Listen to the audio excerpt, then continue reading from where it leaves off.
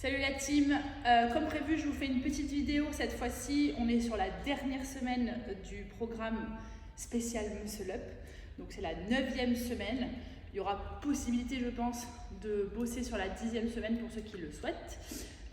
Aujourd'hui je voulais juste vous parler pour les départs parce qu'il n'y a rien qui parle de ça, il n'y a aucun tuto, il n'y a aucune vidéo, il n'y a aucun coach qui en parle ou alors très peu et c'est vrai que le départ peut être déterminant pour vos barres muscle up puisqu'on vous parle énormément du keeping, on vous parle énormément du press back, on vous parle de la transition, mais on ne vous parle jamais du départ. Du coup, il y a plusieurs écoles, il y a des gymnastes qui vont vous dire de partir sur une caisse ou éloignée ou sous la barre, il y en a qui vous diront qu'il faut partir suspendu à une barre, il y en a qui vous diront de partir avec 2 box avec la barre au-dessus. Bref, je pense sincèrement que même s'il y a des solutions meilleures que d'autres, je pense qu'il faudrait tout simplement essayer ce qui vous convient pour voir ce qui vous arrange pour vos propres gestes. Donc ça ne sert à rien d'essayer de reproduire quelque chose que vous avez vu sur les réseaux ou quelque chose que vous voyez généralement dans les box. Essayez tout simplement quelque chose qui vous convient à vous. Je vais vous donner plusieurs tips, plusieurs conseils. À mon sens, je pars sous la barre, donc je pense que c'est la meilleure technique, en tout cas la meilleure version. Pourquoi? Parce que dans les WOD, généralement, vous n'avez pas 20 000, vous n'avez pas du matériel à disposition pour vos départs. Ça reste un WOD, vous devez être capable de sauter sur une barre et de faire un muscle up. En compétition, il n'y a pas quelqu'un qui va vous donner une échelle, une box ou quelqu'un qui va vous soutenir pour créer une assistance. C'est aussi à vous de vous débrouiller. Il y en a qui partiront des racks, d'accord, avec les clips. Il y en a qui vont demander avec des plates pour se surélever. Là, je suis dans la box de Orange, à CrossFit Orange. Donc, du coup, c'est vrai que les barres ici, en tout cas celles qui me conviennent, elles sont très hautes. Et du coup, je travaille généralement avec 3 plates de 10 pour me surélever, pour pouvoir être sous ma barre et attraper pour pouvoir faire mon mouvement. Donc là, je ne vais pas pouvoir vous montrer. Je vais quand même vous montrer le départ suspendu. Et je pense sincèrement que c'est le plus dur. Et après, c'est à vous de tester c'est quoi la meilleure version pour vous. Je mets un peu de magnésie parce que je suis gymnaste.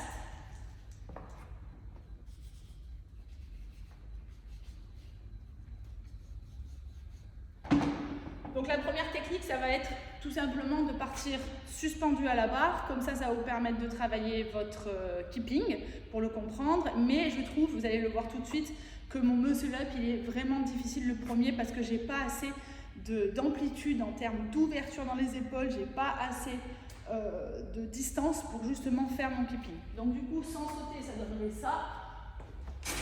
Départ.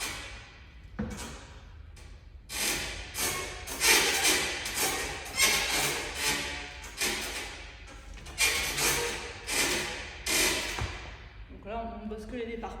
Donc là, vous le voyez, mon press back, il y est, mais il n'est pas assez grand pour pouvoir passer limite bras tendus. Du coup, je force, forcément, et je suis obligée de fléchir les coudes pour pouvoir passer. Donc à moins d'avoir une mobilité de malade et un press back de dingue, ça va être compliqué. Moi, ma version, c'est de sauter, et au moment où je fais le saut, je crée mon keeping. Je vous montre.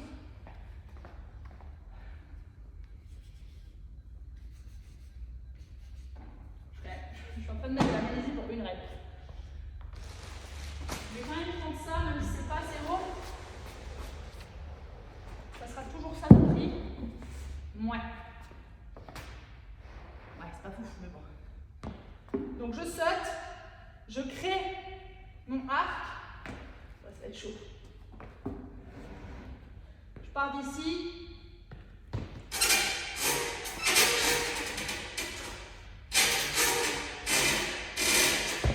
Je manque encore de hauteur, mais je suis déjà plus à l'aise.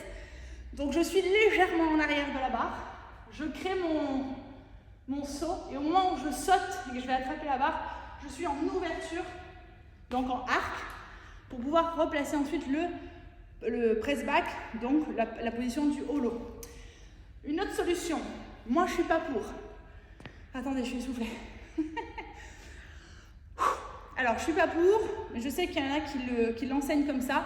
Je pense que c'est une erreur, tout simplement parce que ça donne aux gens une mauvaise mécanique du geste, mais une fois de plus, il y en a à qui ça peut convenir. Le départ d'une box, c'est-à-dire être un petit peu éloigné, sauter et attraper la barre un petit peu éloignée. Le problème de ça, c'est que c'est le vrai départ de la bascule en gymnastique, mais je vous rappelle qu'on ne fait pas des bascules, nous, on fait des muscle-up. Et le problème de ça, c'est que vous allez lancer vos jambes et vous allez forcément mettre les pieds en premier et les lancer devant la barre. Et ça, c'est l'erreur la plus courante. Et je vous rappelle que ce standard, c'est no reps, ça ne compte pas. Donc, hop, le départ, ça serait ici. Donc, alors je vous montre le départ d'une bascule, c'est de sauter. Avant qu'on recule. Ouh, je suis arrivée. Donc ce principe, c'est départ au sol normalement. On a une barre asymétrique qui est plus basse. C'est d'allonger les jambes vers l'avant, ramener les pieds et utiliser notre press back. En CrossFit, on ne fait pas ça.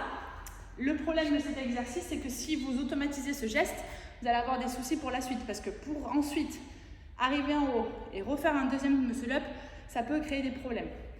Mais si vous arrivez à choper la mécanique d'une boxe, il y a moyen de récupérer le mouvement. Je vous montre. Il faudrait tout simplement être capable de créer son arc, c'est-à-dire départ d'une boxe. Et au moment où je saute, aller chercher mon arc. C'est un petit peu plus difficile parce que vous êtes loin, mais c'est pas impossible. Ça se fait, je l'ai déjà vu, il y en a plein qui le font. Juste pour info, ni en WOD ni en compète, vous avez ce type de matériel mis en place pour vous, éloigné. Normalement, il y a un mur, il y a un juge, il y a un public, bref, c'est compliqué. Donc si vous faites de la compète, faites gaffe à ce type de mouvement. Donc on pourrait partir d'ici. Et là, il faudrait recréer, je suis à peu près, le arc. Donc je saute un petit peu.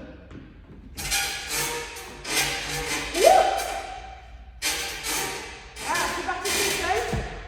Limite, je me suis envolée, j'ai eu un peu peur. Ça fait longtemps que je ne fais pas ce type de mouvement.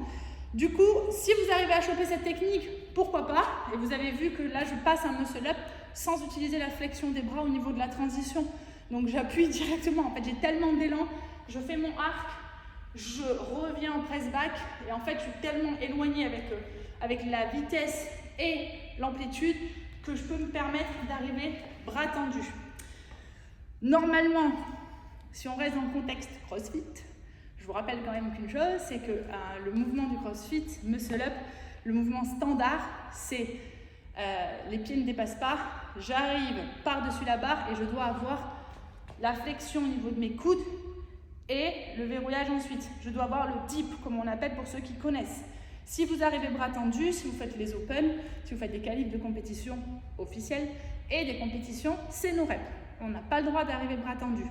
Ça m'est arrivé d'arriver bras tendus en compète, mais si ce n'est pas imposé, je vous le rappelle juste que les compétitions officielles ainsi que les open, c'est demandé. On n'a pas le droit d'arriver bras tendus.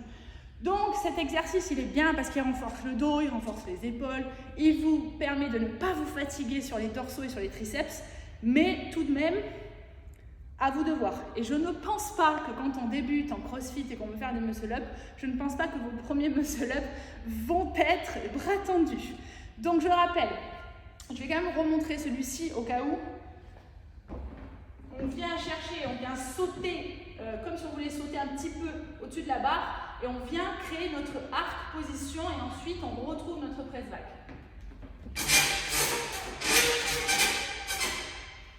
Et ensuite on pourrait reparler de la suite, mais ça sera dans une prochaine vidéo pour pouvoir enchaîner ces muscle-up. Donc du coup, à vous de tester. Une autre technique qui peut être pas mal, ça serait d'utiliser deux box, ici et ici. Je mets les pieds dessus et je suis sous la barre. Du coup, j'ai plus qu'à sauter, créer mon holo, repartir en arc et repousser la barre. Dans tous les cas, quand vous sautez sur la barre, il doit y avoir une forme de holo, puis une forme de arc, ouverture des épaules, puis je dois revenir en holo et je dois utiliser mon press back pour pouvoir monter le bassin. Pour monter le bassin, il faut renforcer les abdos, il faut renforcer le dos, il faut renforcer les épaules. C'est tout un protocole, mais en tout cas ce qui est sûr, c'est qu'il faut s'éloigner de la barre pour pouvoir monter le bassin, légèrement se pencher en arrière. Et j'aime bien dire que le regard doit être au-dessus de la barre, mais d'une manière naturelle. C'est-à-dire quand je pousse, j'arrive, ma barre elle est ici, et je n'ai plus qu'à passer pour enfin kicker et finir mon geste. Je pense qu'on est bon. Je vous laisse tester toutes les techniques possibles. À vous de voir ce qui vous convient le mieux. L'assistance, c'est pas mal aussi pour débuter, qu'un coach soit ici, vous aide à faire le mouvement et à vous aider pour monter. Mais une fois de plus, ça va dépendre de est-ce que vos coachs sont disponibles, est-ce qu'ils sont aptes à vous parer. Normalement oui, mais ils ne sont pas formés pour. Voilà, j'espère que ça vous aura servi. N'hésitez pas si vous avez des questions. Et puis j'espère que je vous préparerai d'autres vidéos pour travailler aussi les transitions et surtout enchaîner des barres muscle-up. Belle journée et bon courage.